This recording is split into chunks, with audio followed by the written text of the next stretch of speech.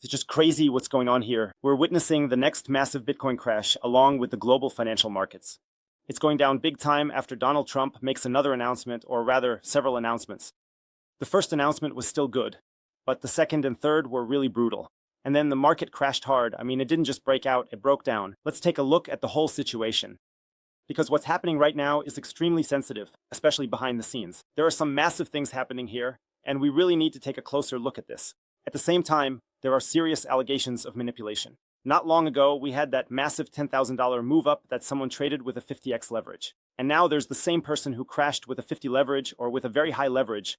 I don't know if it's a 50 leverage, but with a very high leverage here, he has shortened, meaning he has bet on falling shortness here. So there must be some insider here, some manipulator in the background who knows exactly what is going on here and who is trading the whole thing. Everything happening here, I gotta say, is very, very shady. It definitely has a bad vibe. And I made the video yesterday saying that in 2 hours there would be a massive announcement. And the massive announcement has also come. I also said, hey, we need to keep a close eye on what's happening here. At first, it was, let's say, a positive announcement, but then things happened that were unexpected and caused the markets to crash down. But now, step by step, let's take a look at everything, how things are currently looking for Bitcoin, why it's going down so much, and what's next. So, first of all, let's not panic. I mean, nothing big is happening. Sure, we've dropped almost 10% again, and now we're sitting at a low point just under $85,000, even though we were almost heading back towards $100,000 on the other side. I need to make a small correction here because we actually fell into the $82,000 range. Maybe when the video goes online, it'll drop a bit more. I'm just here eating some watermelon. Give me a like if you like watermelon. Sure, this is a setback, but first of all, let's not panic. These are just news updates. Buying opportunities. What's happening here is just that the volatility is really, really manipulative right now. You really have to see through this and keep your head clear. And we're just seeing massive uncertainty. And the massive uncertainty is now being fully exploited by manipulators. We're seeing it here too, massive red numbers, the entire stock market. Once again, the Dow Jones, S&P 500, Microsoft, Amazon, Apple, everything really took a hit here because Donald Trump dropped the next bombshell. Let it blow up, and I'm starting to run out of thumbnail titles or thumbnail images, to be honest. Every time I have to make a video about Trump.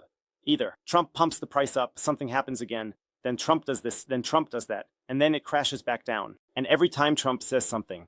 With tariffs or something like that, we see that there's a massive down pusher here, and we've seen that again. So we're actually looking at the timeline of how all this came about. We can take a look at this with the S&P 500. It's been pretty similar with Bitcoin. So we see here on the left, the markets are opening up. Then it looked pretty okay at first. Then here comes the first little bit of selling pressure. And then there was the announcement that Donald Trump will be working with TSM. And here, a $100 billion investment will take place in the U.S. And the really intense sell-off started right after Donald Trump said exactly the following. And let's quickly listen to what Donald Trump said here. And then it really took a nosedive. Later, it went even further down. Let's take a look at that. But very importantly, tomorrow tariffs 25% on Canada and 25% on Mexico, and that'll start. So they're going to have a tariff. So what they have to do is build their car plants, frankly, and other things in the United States, in which case they have no tariffs. The crazy thing is, what we just saw in the clip wasn't even the official announcement.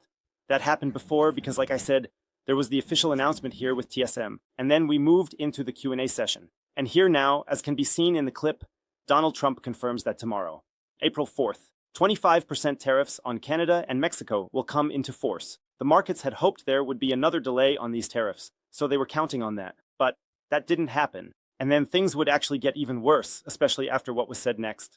There was a question during the Q&A session. Here. Is there still room for negotiation on the tariffs for Canada and Mexico before midnight to reach an agreement? And then people were still hoping, okay, maybe it won't be that bad after all. And then Donald Trump says, there's no room left for Mexico or Canada. No, the tariffs are all set. They're going into effect tomorrow. And then we see an even crazier sell-off. But that's not all, folks. That's not all. Now pay attention.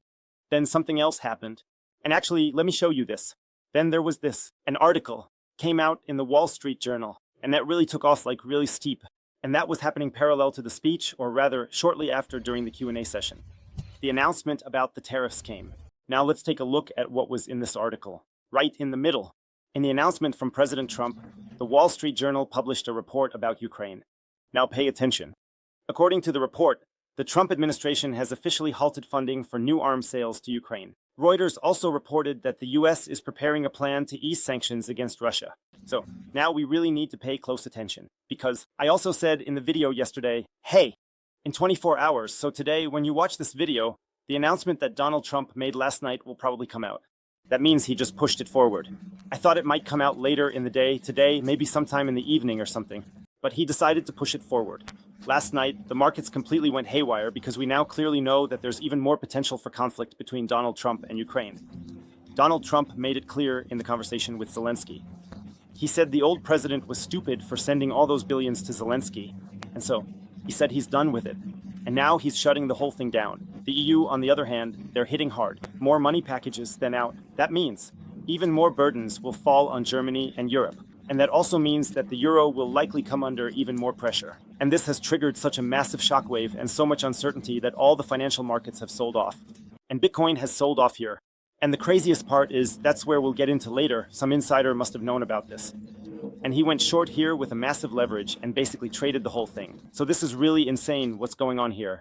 But if you thought that was it, you were wrong, because it's not over yet. A few minutes later, the White House announced that President Trump had signed an executive order to raise tariffs against China to 20%. This corresponds to an increase in Chinese tariffs by 20 percentage points within 2 months. In comparison, Trump took 2 years during his first term to raise tariffs against China that much. You can see it here, there's a graphic now, and you can just see it. Oh wait, now it needs to get a bit sharper. Here. Now we have it sharper here. You can see it here just like at the beginning. It was all very slow with the tariffs back in 2018, 2019, and so on. And now you can see the omega moves here on the right, how the tariffs are jumping up massively. And that's just it. What the markets really don't want. So they don't want any quick changes, only slow changes, preferably with announcements, with expectations, and nothing unexpected. And that, let's say, the announcement, there were things in there that were expected, like the announcement about the chips and so on. But there were also things in there that were totally unexpected, and in some cases more brutal than anticipated. And accordingly, the markets are now in absolute panic. That doesn't mean, though, that the crash is going to keep going on forever, that we're going to drop to 0 or something like that, or down to 50,000. Now people are looking right away. We're dropping down to 30,000 now. Also very important here. Every time we've had a crash in the past due to an announcement about tariffs from Donald Trump, we've seen a pretty rapid rebound afterward. That means Donald Trump makes a tariff announcement, and there's a massive sell-off. And relatively quickly after that, there was a rebound upward. But the rebound was also open, because Trump found a deal with the other countries or something like that. And if he finds a deal quickly here, then we could see a rebound upward pretty fast. But I don't know if that rebound will happen as long as no deal is found here. But we always had that pattern. Donald Trump, tariff announcement, customs announcement, crash. Then there was an agreement, and pretty quickly after that, there was a rebound upward. Just take a look at how quickly the mood swings. So we had the massive crash. Then Bitcoin suddenly was dead. And then the next day, we had the massive Walhalla candle shooting up, the Omega candle. One of the first God candles here. A positive move up by $10,000. People were completely furious, totally lost it. And now we're seeing another sell-off of $7,000, $8,000. I don't know exactly how much it was. And all the markets are getting wiped out. And all of a sudden, people are totally back in the bear camp. Let's say Trump's situation here from the announcement about strategic Ethereum and Bitcoin and shitcoins, and whatever reserve has completely lost it all again. And sure, Bitcoin has also lost a big chunk of those gains. But it still wasn't everything. It's still going on. There was another event here that brought in massive uncertainty. I don't think this is the main trigger here, but you can see it in this chart. And something really, really interesting happened here. Specifically, the gross domestic product estimate from the Atlanta Federal Reserve, which is the central bank of Atlanta, dropped significantly into the contraction zone. The Atlanta Fed has once again revised its GDP growth forecast for the first quarter of 2025 downward, from minus 1.5% on the 28th February. To today, it's down to minus 2.8%. This estimate has now dropped from plus 3.9% to minus 2.8% in just 4 weeks. And here you can see again how it has gone down massively. And that's just another factor when the gross domestic product goes down. On the other hand, we have inflation, which isn't really going down. Then we have all the tariffs that will also further fuel inflation. So now we have the Ukraine issue. Then we have, let's say, more international uncertainties. Now with the strategic Bitcoin reserve, nobody really knows, okay, is it coming, is it not coming, or what? And all of a sudden, it looks like people are really starting to doubt it again. Then we have the crypto summit this week. A lot of people are really curious about it. And Donald Trump announced yesterday that there will be a big announcement today. So he said, hey, folks, there's going to be a really, really big announcement coming. But I can imagine that he just moved the announcement up and that the announcement was actually last night. If another bombshell drops today, which is definitely possible, because he really said yesterday that today, a massive announcement is coming that will really, let's say, make waves. But I can definitely see it being moved up. And if something else comes up here, then yeah, good night. I don't know if the market will take that positively or negatively. But for sure, these were shocking things that happened here. And now we need to take a look at the manipulations. And here you can see it. And it was an election from yesterday, with the use of 50x $6.8 million in revenue and $200 million wanted. He shorted his position on Bitcoin. So, short selling means he's betting on falling prices. And that means, yeah, someone has to step in here again. I don't know what it was now. I need to see if you can tell what the leverage position is here. Yeah, I can find it quickly. Feel free to write me in the comments if anyone knows what that was from Hebel. For sure, someone has gone short again with a leveraged position, betting on falling prices. And it almost has to have been insider information here, because it is the same person who has already traded the pump upwards. No one is crazy enough to go in with a 50x leverage on a rising Bitcoin price, only to short it again the next day. You only do that if you have insider information or if you're completely out of your mind.